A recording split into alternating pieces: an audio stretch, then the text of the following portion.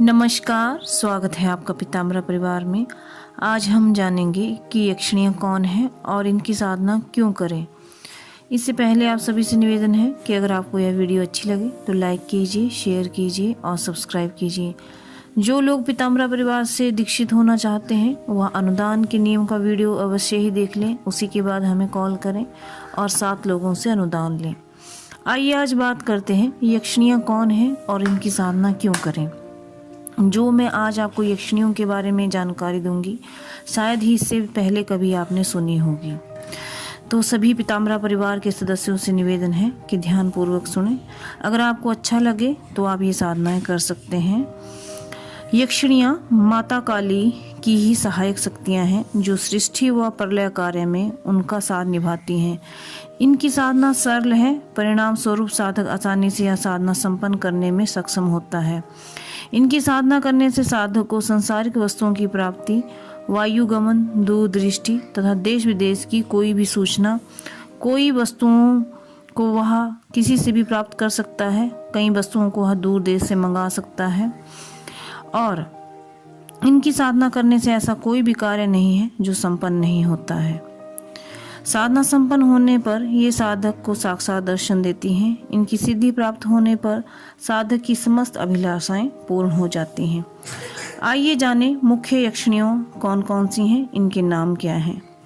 मातेश्वरी महाकाली की सहायक शक्तियाँ यक्षिणियाँ तो अनेक हैं, परंतु इनमें से 36 यक्षिणियाँ मुख्य हैं, जिनका नाम निम्न है: विचित्रा, विभ्रमा, भीषणा, जनरंजिका, विशाला, मदना, घंटकर्णी, कालकर्णी, महामाया, महेंद्रिका, संखिनी, चंद्रिका, शमशानी, वट, मेखला, बिकला, लक्ष्मी, कामिनी, सतपत्रिका, सुलोचना, शोभना, कपाली, विलासिनी, नटी, बगमेश्वरी, स्वर्णरेखा, सुरसुंदरी, मनोहारा, प्रमोदा, रागिणी, नख कोशिका, मालिनी, पद्मिनी, स्वर्णवती, सुखवती, रतिप्रिया।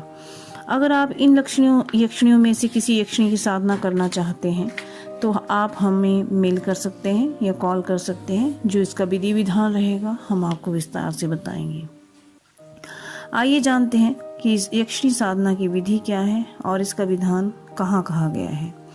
यक्षिणियाँ अनेक हैं और विभिन्न स्थानों पर इनकी साधना करने का उल्लेख विभिन्न शास्त्रों में मिलता है। महानिर्वाण तंत्र शास्त्र के अनुसार शिव ने कहा है, पहले मैं इसको संस्कृत में बताऊंगी फिर इसका हिंदी अनुवाद आपको बताऊंगी।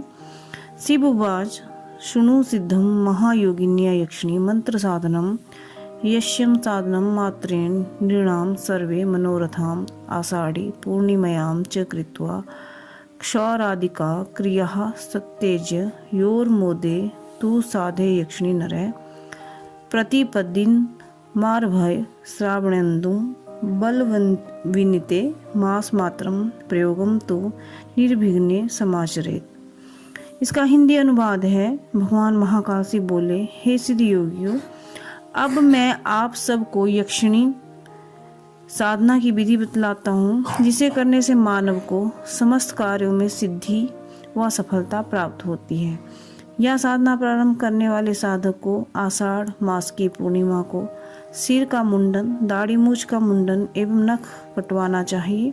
श्रावण मास की प्रतिपदा या शुक्ल पक्ष से श्रावण पूर्णिमा तक की रात्रि में अर्थात 1 मास तक निर्विघ्न साधना पूर्ण करनी चाहिए।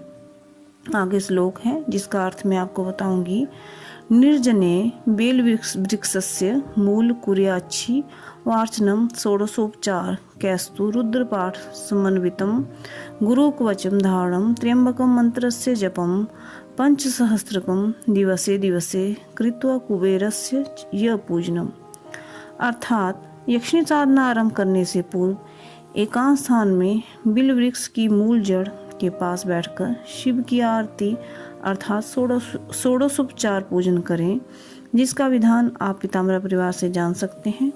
उस विधि में जहाँ पूजन वस्तु समर्पित करते समय महाकाली का नाम है, वहाँ पर आप महाकाली साधना के विषय में जो षोडशोपचार पूजन बताया गया है उसी के अनुसार करें। लेकिन जहाँ महाकाली का नाम है वहाँ पर आप भोले बाबा या भगवान शिव का नाम का उच्चारण करें। साधना आरंभ करने से पूर्व गुरु द्वारा प्राप्त सिद्ध गुरु कवच यंत्र पहले से ही गले में धारण करें। इसके पश्चात षोडशोपचार पूजन करें। पूजन के पश्चात निम्न मंत्र का 5000 जप करें। मंत्र है ओम त्र्यंबकम यजामहे सुगंधिम पुष्टिवर्धनम उर्वारुकमिव बंधनात् मृत्यु मोक्षीय मामृतात्। षोडशोपचार पूजन के अंतर्गत महाकाली साधना जो विधि आप हमसे प्राप्त करेंगे, वहाँ पर महाकाली भगवान विष्णु एवं पंच देवता का पूजन पंचोपचार पूजन के अनुसार प्रधान यक्ष श्री कुबेर जी का ही पूजन करें। उक्त पूजन में जहाँ जहाँ विष्णुवे नमः लिखा होता है उस स्थान पर आप श्री कुबेराय नमः का ही उच्चारण करें। आप भगवान शिव का षोडशोपचार पूजन करने के लिए शिव उपासना को अवश्य ही अच्छे ढंग से जान लें। नित्य ही श्री कुबेर का पंचोपचार पूजन करने के पश्चात ही मंत्र जप आरंभ करना चाहिए। श्री कुबेर का निम्न मंत्र है, आइए जाने श्री कुबेर ध्यान मंत्र। यक्षराज नमस्तुभ्यं शंकर प्रिय बांधव एकाम में वारांगम नित्यम यक्षिणीं कुरु ते नमः इति मंत्र कुबेरस्य जपे 10 स्तोत्रम शतम ब्रह्मचर्येण मौनेन हविष्यासि भवेद्विहा। हे भगवान त्रिलोकीनाथ शिव के बंधु महाकाली की सहायिका, आपको नमस्कार है। कृपया आप एक यक्षिणी को मेरे अधीन करें। उपरोक्त मंत्र का जप नित्य ही 108 बार करके ही यक्षिणी साधना का जप किया करें। जप करने के बाद हविष्यान अर्थात हवन में आहुति डालने वाली वस्तुओं का भोजन करें, जैसे मीठा चावल, तिल के लड्डू, गाय का दही, नारियल, गुड़ आदि। आपको बता दें, समस्त कार्यों की ऐश्वर्यों की प्राप्ति के लिए, समस्त कार्यों की सिद्धि के लिए बहुत सारी यक्षिणी साधनाएं हैं जिनके नाम मैंने आपको बताया है। यक्षिणी साधना स्टार्ट करने से पहले गुरु पूजन, शिव पूजन, कुबेर पूजन अवश्य में भी कर लें, तभी आपको जल्दी से जल्दी फलित होगी।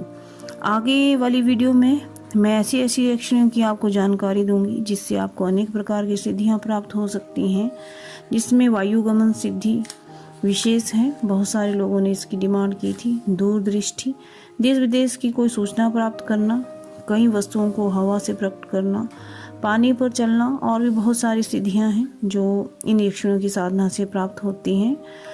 ये मैं आपको विस्तार से किसी वीडियो के माध्यम से बताऊंगी, एक एक यक्षिणी की जानकारी दूंगी। अगर आपको यह जानकारी अच्छी लगी हो तो लाइक कीजिए, शेयर कीजिए और सब्सक्राइब कीजिए। आप सभी से निवेदन है कि दिन के 12 बजे से 3 बजे के बीच में ही कॉल करें।